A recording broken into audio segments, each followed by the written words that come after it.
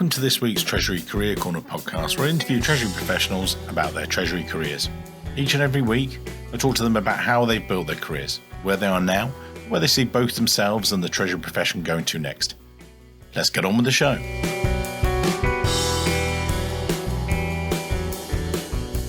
In this week's show, delighted to be joined by Ben Helsing, the Group Treasurer and Head of Debt Investor Relations at P3 Logistic Parks. Headquartered in Prague, P3 Logistic Parks are a leading long-term investor, manager and developer of European warehouse properties. 100% owned by GIC, Sovereign Wealth Fund of the Government of Singapore. Again, as always, I'll get Ben to sort of explore a bit more about P3 later on in the show. We've recently done a lot of recruitment for Ben, so that's been very successful and really enjoyed working with him. And then I twisted his arm to be a guest on the show. So yeah, I hope you guys are going to enjoy today's show, but we're going to go right back to the beginning. Ben, if you would, take us back to how you first started and your degree, and then coming through and discovering the world of finance, and then Treasury. So back to you, sir. Thank you. Yeah, well, I actually, by coincidence, started my career straight in Treasury, which I guess is quite unusual. Usually you start in some general finance and then move to Treasury. But I graduated with master's degree in finance 2002, and I had a friend from business school who had just started working in HR of the company I then joined. And she called me that they are looking for a currency and money market trader in their treasury department. And at the time, I barely knew what corporate treasury was or did. But this was in the beginning of 2002. So just after the IT bubble had burst and the job markets were really slow. So yeah, I didn't have many options. So I applied for this job and were lucky to be chosen for the trainee position. So that's how I got started. And what was Treasury like back then? I've talked to a number of guests. We're talking 20 years ago. I've shown my son things like a fax machine. One day I think he pointed out, what does that mean on the keyboard? And I went, yeah, that's when we used to send paper through. And he was like, why? And I was like, that's just not it.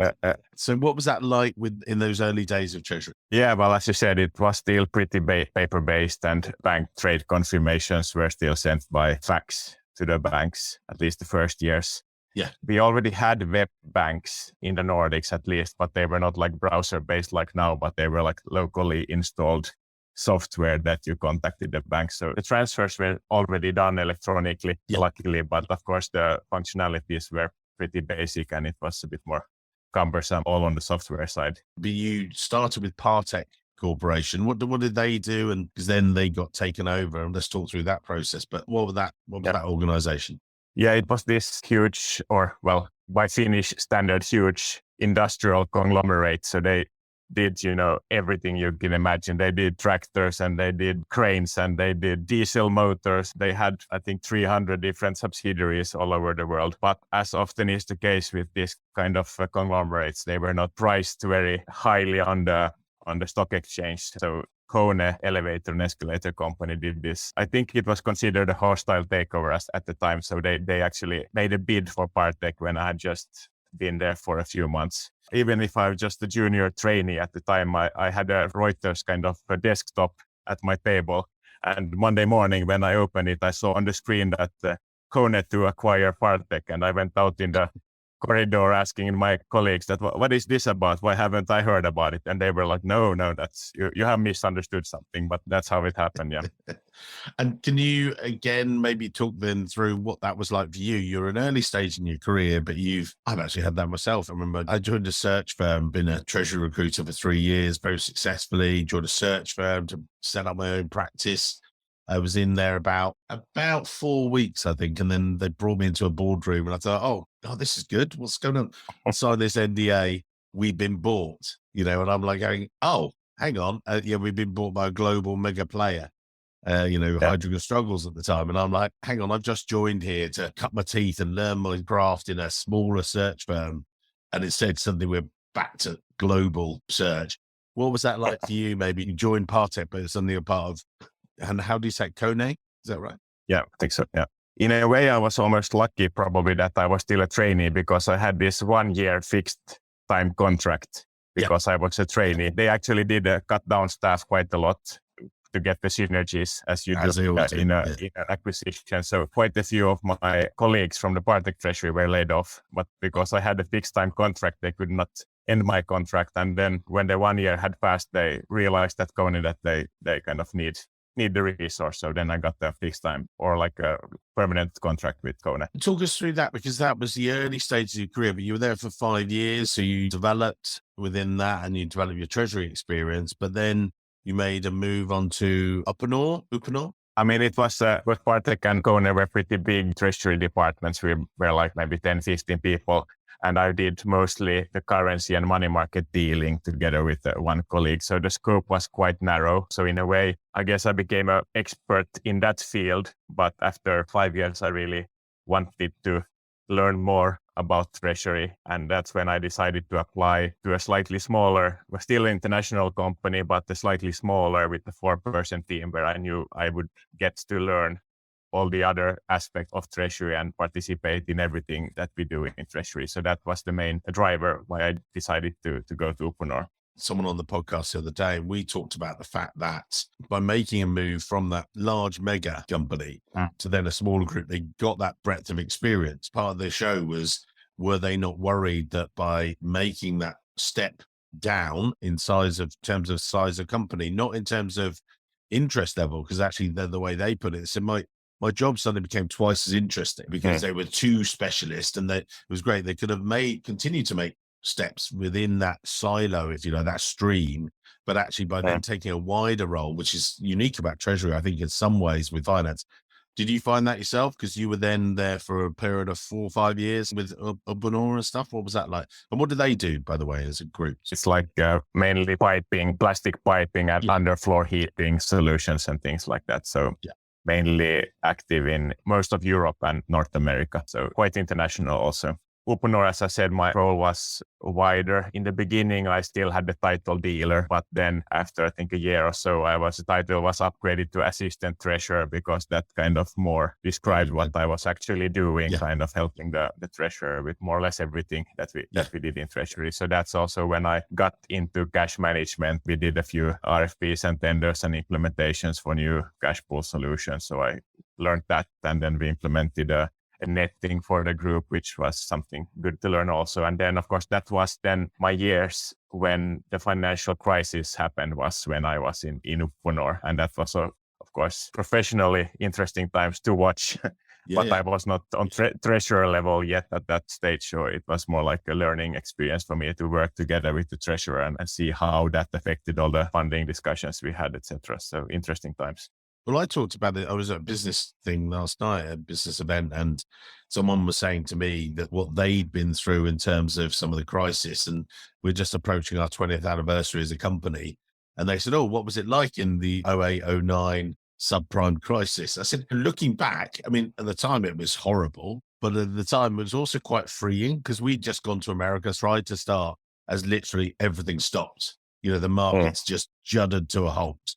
And I said, in a way, I do remember sitting, looking at the board the year before, been full with all these placements, and we had everything going on. And I sat there with my ex-colleague at the time, and we just looked and said, well, what are we going to do? And I said, well, should we just go to the pub? The phone wasn't ringing. When you were calling people like yourself, you go, Mike, I'm in the depths of a crisis here. I haven't got time to talk to you about recruitment. Go away.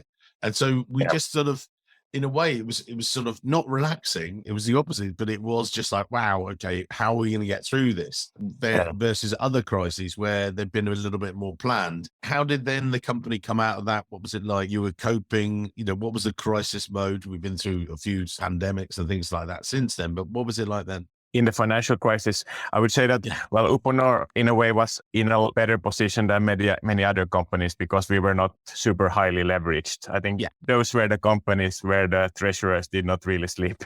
But we tried to do some, refinancing exercises, and that was very, very different than just a few months earlier. The bankers were like joking that they had, it was like the fish market when you try to get indications for bank financing that this indication is valid until lunch, and then, we will have a different price in the afternoon. So it was very dynamic, but also, of course, terrifying also for many treasurers because, of course, they had the attention of the board and the top management, and they had to go there and explain that how are we planning to cope with all of this, and nobody really had the answer. Everybody was a bit guessing because creation evolved every day. And you then made the move from there. Talk us through the next couple of roles, if you would, with CPS and Citycon and things. So you've experienced private equity, you've been there and you've done different moves. So talk us through from there sort of thing. Yeah, so after Uponor, I went to CPS Color Group, which was a private equity owned company and also was the first company where I kind of was on a group treasurer role. That was quite eye-opening also from the sense that my 3 previous companies had all been these well-managed, listed companies where most things worked quite well and you had policies and you had guidelines and you knew kind of the rule book in a way. And then in this private equity owned company, it was very different. It was more like that super thin organization and here's the laptop, do your thing. And liquidity was super tight. Funding or the leverage was kind of through the roof. So you had these covenant breaches every second quarter. So I learned a lot and in many ways very different from my previous work experience. Yes. I only stayed there for a couple of years because then I got the offer to join Citycon as group treasurer, which was a much bigger company. And for a treasurer, a very interesting company like real estate companies usually are,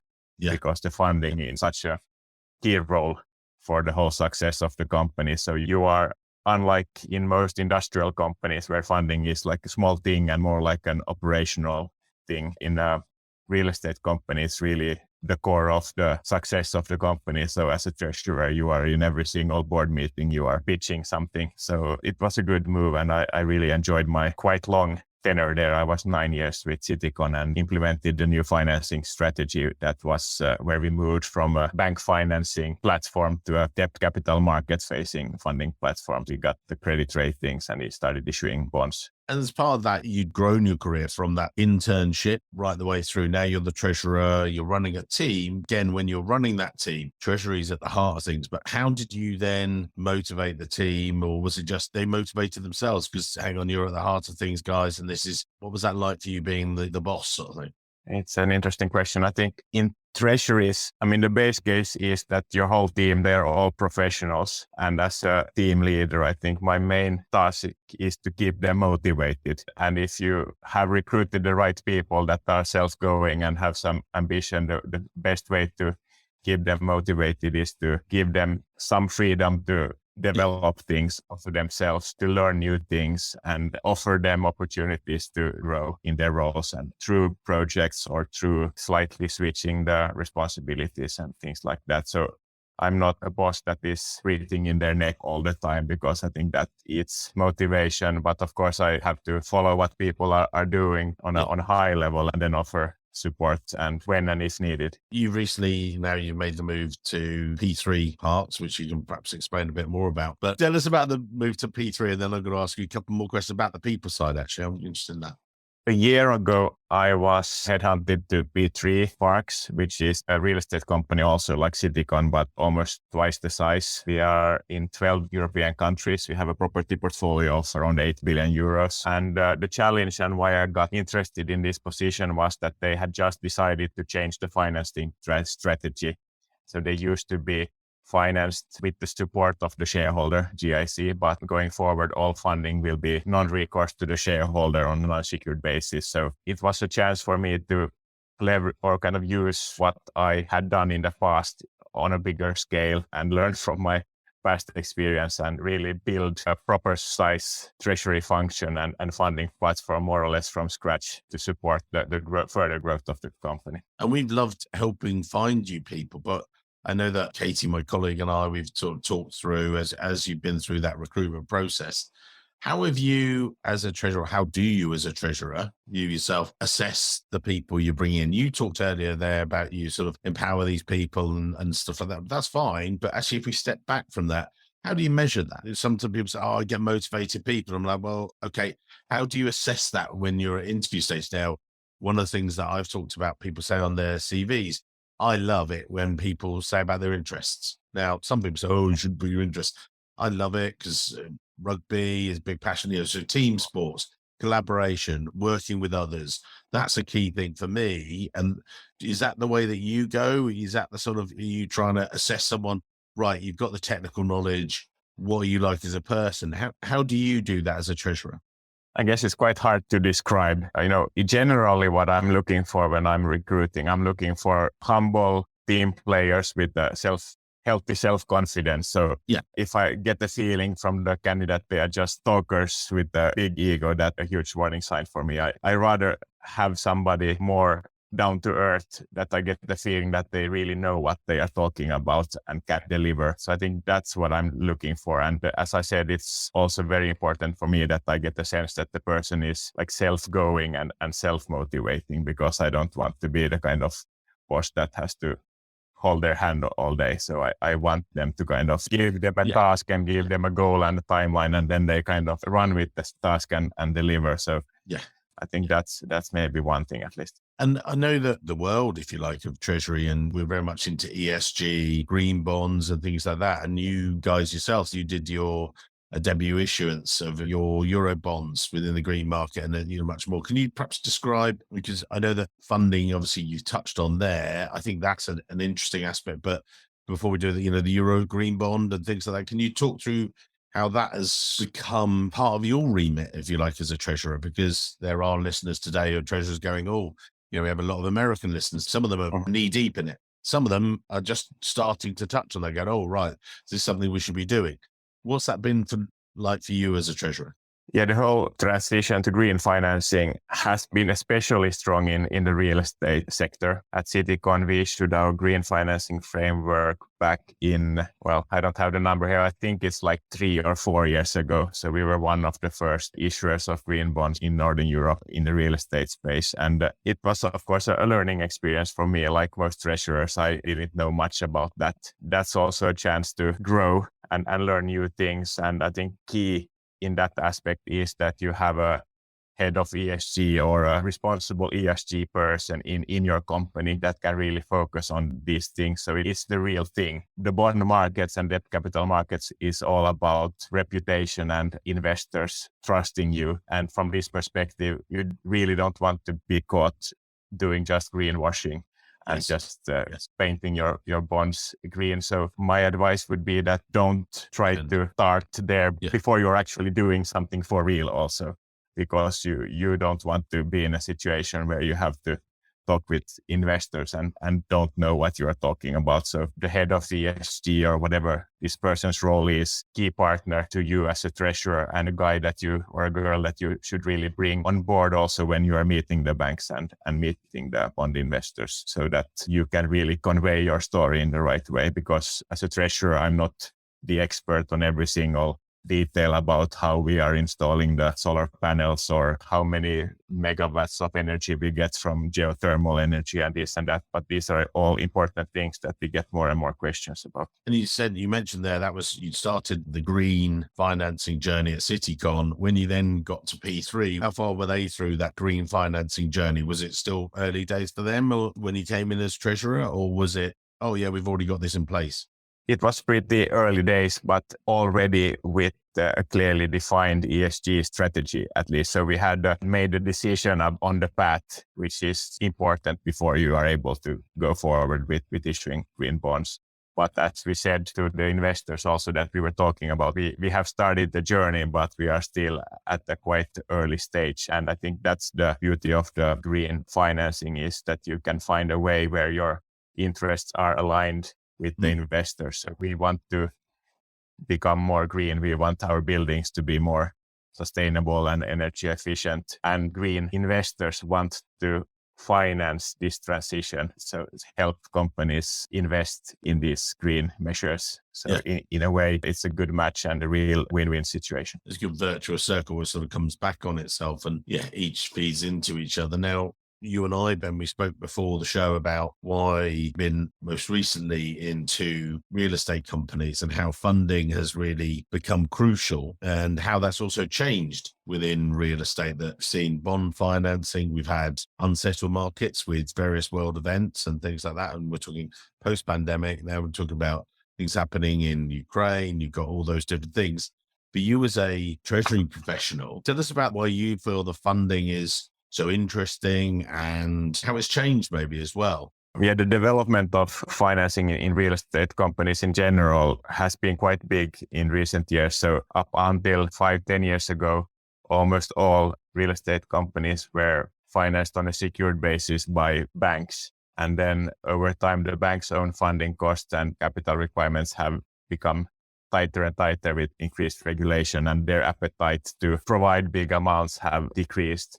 But at the same time, we have seen the growth of the Eurobond market, especially that has become huge and the source of liquidity for companies in general, and specifically for real estate companies that usually have big debt portfolios. We did that journey with Citycon since 2012 when we got the public credit rating from S&P and Moody's, and then started issuing unsecured senior bonds in the Eurobond market and also in the Scandinavian bond market. That was what we did now with P3, that we established an EMTN program in Luxembourg. We set up a green financing framework to support and enable us to then issue green bonds. But as you said, this year, the situation has changed quite a lot. So we have seen an amazingly strong Eurobond markets for the past 5 years, essentially until January, February this year, where the world events and that we are all aware of, the increased inflation and increasing interest rates really started to bring a lot of volatility in the bond markets. And we have seen some months when the bond markets have been more or less closed unless you have been willing to really pay up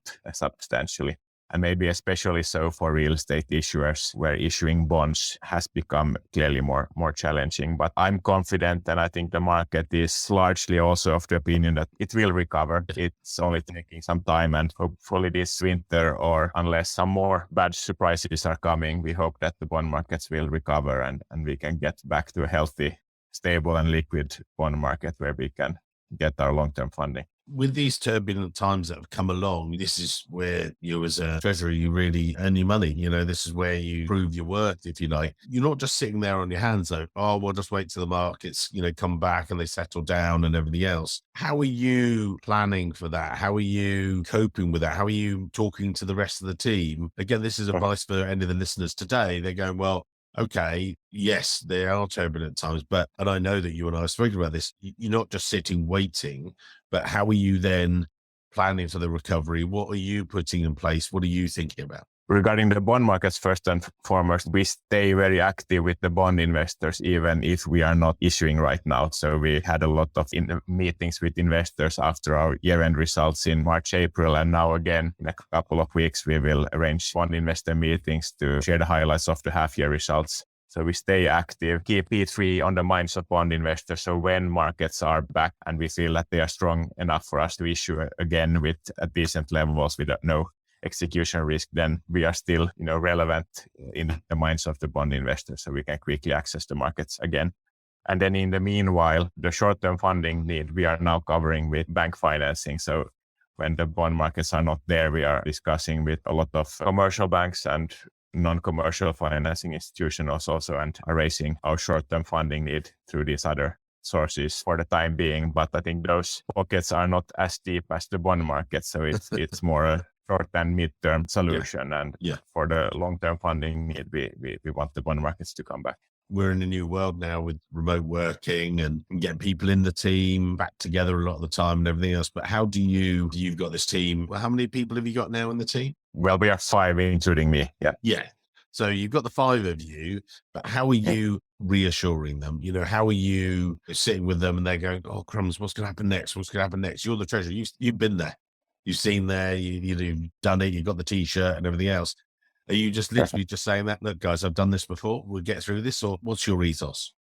First of all, in a way, we are partly virtual team in the sense that I have half of my team sitting in Luxembourg and half of my team in Prague. Despite this, we work super closely together with this team collaboration tool. So we are all day on Teams, sharing screens and chatting and calling and files. So we kind of still feels like a real team. Regarding these uncertain times, I talk with them, I explain them what our plans are, how I think we will cope with the situation and all that. And I think we are in the fortunate situation where our owner is as strong as an owner can be, essentially. So we have a AAA government-owned owner. In a way, we are in a much more stable state than many of our competitors in the real estate sectors that might have super highly leveraged funds and owners. So I think they are a bit more worried than I have to be. because we have always this support from our shareholder if things would go really bad. But so far we are coping independently, and I think that's how it will continue also. But if there would be some really mega disaster in the markets, I think we can still manage with the support of the shareholder. Yeah, you're shielded. You've got that lack of volatility through that,